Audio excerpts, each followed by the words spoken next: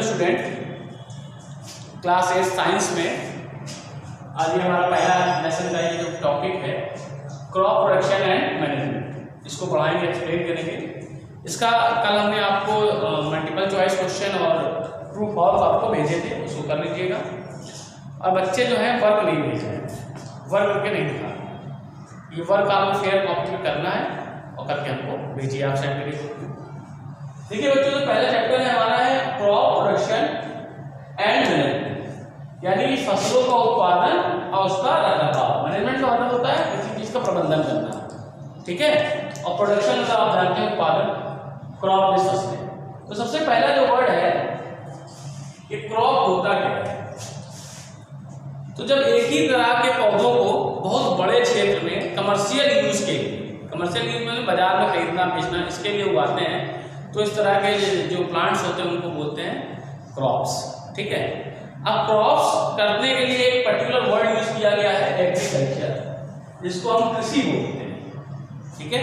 जब भी किसी फसल को कौन उगाता है, किसान उगाता है, तो उसको हम बोल रहे हैं एग्रीकल्चर। अब एग्रीकल्चर लैटिन भाषा के दो शब्दों से मिलकर बना है। एग्रीकल्चर जो है लैटिन भाषा के दो शब्दों से मिलकर बना है। पहला है हमारे पास एगर, AGR, एगर, जिसका मतलब होता है फील्ड, और कल्चर मतलब होता है कल्टीवेशन, ठीक है। एग्रीकल्चर हमारा लैटिन भाषा के दो शब्दों से मिलकर बना है।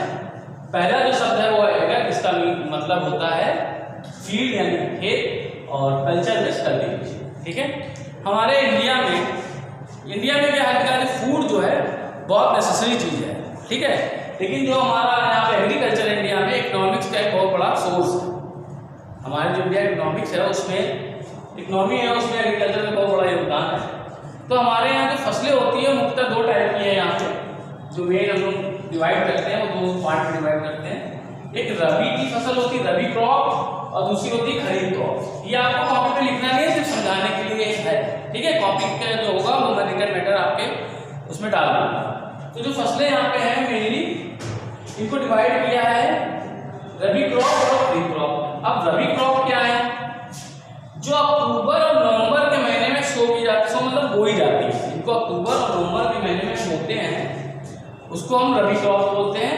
और इनको जो कल्टीवेट करते हैं यानी काटते हैं, वो हम मार्च से अप्रैल के महीने में काट लेते हैं। इसमें आता क्या है हमारे पास, वीट यानी गेहूं, ग्राम यानी चना, पी यानी मटर।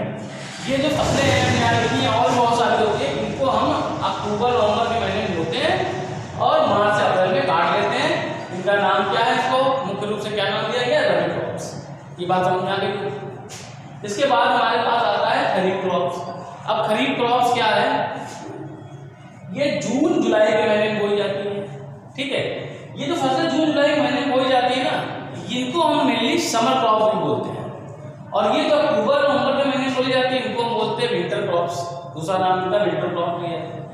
अच्छा, ये जो खरीफ क्रॉप्स है बच्चों, इनको मई जून जुलाई बोने का एक कारण ये भी है, इनको पानी की बहुत ज़्यादा आवश्यकता होती है, सिंचाई की बहुत ज़्यादा आवश्यकता, इरिगेशन की बहुत ज़्यादा आवश्यकता होती है, इसलिए इनको जून जुलाई में हम बोते हैं। क्योंकि इंडिया में जो मानसून आता है वो मई जून जुलाई अगस्त सितंबर तक रहता है। तो इनकी जो पानी की कमी है, कुछ हमको कहाँ से मिल जाती है, जो रेनी वाटर होता है उससे इसकी आपूर्ति पूरी हो जाती है। और ये जो फसलें हैं कौन सी है, देखो बेटा, राइस, चावल, मैच जानते ही हैं, और कॉटन, ठीक है। तो ये हमारी समर क्रॉप्स है और ये हमारी विंटर क्रॉप्स है। विंटर क्रॉप को ही रबी क्रॉप बोलते हैं, समर क्रॉप को ही खरीफ क्रॉप बोलते हैं। इसके बाद टाइप ऑफ क्रॉप्स, ये तो मेन टू है इंडिया में, इस तरह से है। ये सीजन है, फसलों बोलने की मेन सीजन, इसी सीजन में हम बोलते हैं। इसके बाद हमारे पास टाइप ऑफ क्रॉप में देखिए क्या आता है, सेल है, जिससे हमें अनाज मिलता है। अनाज हमें किससे मिलता है, वीट, राइस और मैच। उसके बाद पल्सेस यानी दालें। तो दालों में एग्जांपल हमारे पास क्या है, ग्राम, उड़द, आप चाहे अरहर ले सकते हैं। ऑयल सीड मतलब जिन बीजों, सीड माने बीज होता है, मतलब तेल हमें किन बीजों से मिलते हैं। तो हमारे घर में जो मेनली यूज किया जाता है वो होता है मस्टर्ड ऑयल, यानी कि सरसों का तेल। दूसरा हम लेते हैं ग्राउंडनट, मूंगफली का तेल तो कोकोनट का भी होता है, ठीक, वो भी आप लिख सकते हैं। इसके बाद सनफ्लावर ऑयल होता है, उसको भी आप लिख सकते हैं। फिर हम यहाँ लिखते हैं ट्यूबर क्रॉप्स। ट्यूबर क्रॉप्स क्या होती है, जो सब्जियों की फसल होती है उनको ट्यूबर क्रॉप बोलते हैं। तो सब्जियों का आप जानते हैं, पोटैटो, टोमेटो, ओनियन।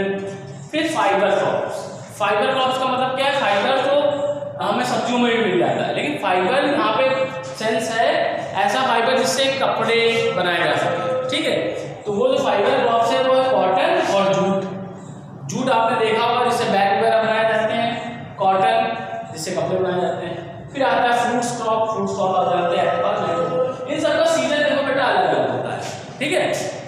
इन सबका सीजन अलग अलग होता है, क्लाइमेट अलग अलग होता है, कैसे क्या होता है, ठीक है।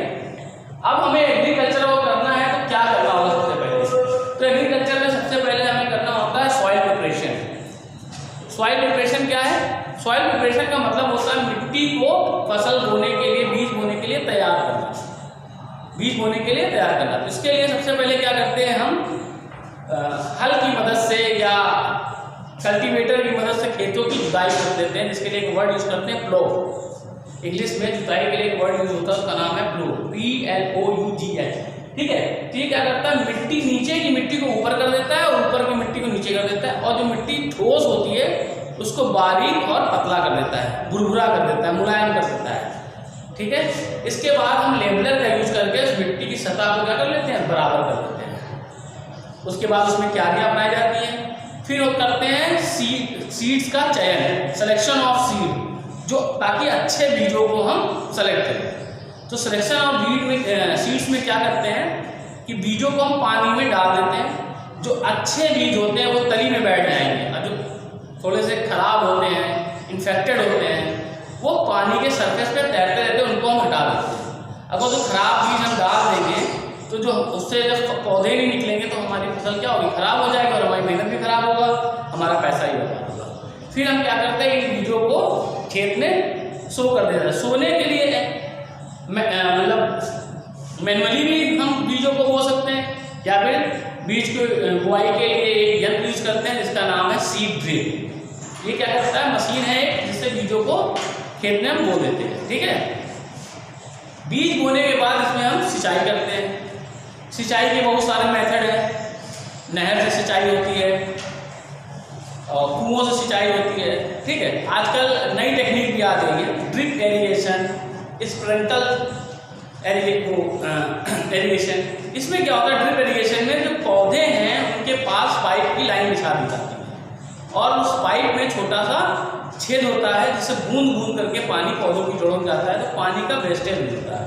ये जो मेथड है उन जगह पे काम करते हैं जहाँ पे पानी की कमी है, ठीक है, जहाँ पानी ज़्यादा मात्रा में नहीं है कि हम पानी और वहाँ पौधों को ही देंगे, तो यहाँ पे ड्रिप एरीगेशन।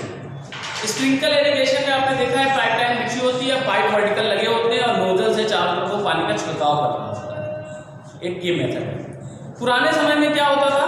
पुराने समय में ढेकली का यूज करते थे, रहट का यूज करते थे पानी खेतों की सिंचाई करने के लिए, ठीक है। लेकिन अभी सिस्टम बदल चुका है। इसके बाद हम क्या करते हैं? इसमें फसल लग गई, सिंचाई हो गई। कभी कभी क्या होता है? मिट्टी की जो उर्वरा क्षमता है, फर्टिलिटी है, वो कम होती है, तो इसको पूरा करने के लिए उसमें हम खाद डालते हैं।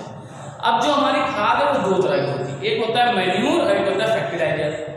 तो मैन्यूर जो होता है वो ऑर्गेनिक है, और फर्टिलाइजर जो है हमारे रासायनिक खाद होती है, केमिकल वाली होती है। तो मैन्यूर हमारा ज़्यादा अच्छा है, फर्टिलाइजर कम अच्छा है। जो फर्टिलाइजर होता है वो फसलों को बहुत तेज़ी से ग्रो करता है, लेकिन उसमें न्यूट्रिएंट्स वैल्यू जो होती है वो कम होती है, और मैन्यूर से जो फसलें उगती हैं उसमें न्यूट्रिएंट्स वैल्यू ज़्यादा होती है, ठीक। इसके बाद बात आती है फसलों को क्या करते हैं? जब फसलें तैयार हो जाती हैं तो इनकी हम कटाई कर लेते हैं।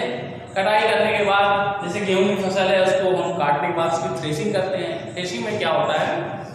जो उसके बीज वगैरह होते हैं वो अलग हो जाते हैं और भूसा अलग हो जाता है। अब फसलें तो कट गई, इसके बाद हमारा आता है मैनेजमेंट। इनको हम रखेंगे कैसे? क्योंकि भारत बहुत बड़ा देश है, फसल भी बहुत ज़्यादा होती है, तो रखने के लिए क्या किया गया है? बहुत बड़े बड़े गोदाम बनाए जाते हैं। इन गोदामों में इनको स्टोर कर लिया जाता है। तो जो गोदामों में स्टोर किया गया उनकी देखरेख होती है। अब उनको बचाना भी है। कृंतक, ठीक, जैसे रैट, खरगोश, ये कृंतक होते हैं जो अनाज को बहुत ज़्यादा नुकसान पहुँचाते हैं, इसलिए इनको बचाना भी जरूरी है। तो ये चैप्टर में ऐसा कुछ नहीं बचा बच्चों जो मैंने आपको समझाया ना हो, और ये आज ही एक्सप्लेनेशन पूरा ख़त्म हो गया है। इसकी जो वर्कशीट वगैरह है, एग्जाम्पल एक्सरसाइज वगैरह है, क्वेश्चन आंसर वगैरह है, वो आपको डे टू डे मिलते रहेंगे, इसको पढ़ लीजिएगा, आप भी एक बार रीड कर लीजिए, कुछ छूट गया हो तो आप फिर से मुझसे पूछ सकते हो। Okay, thank you.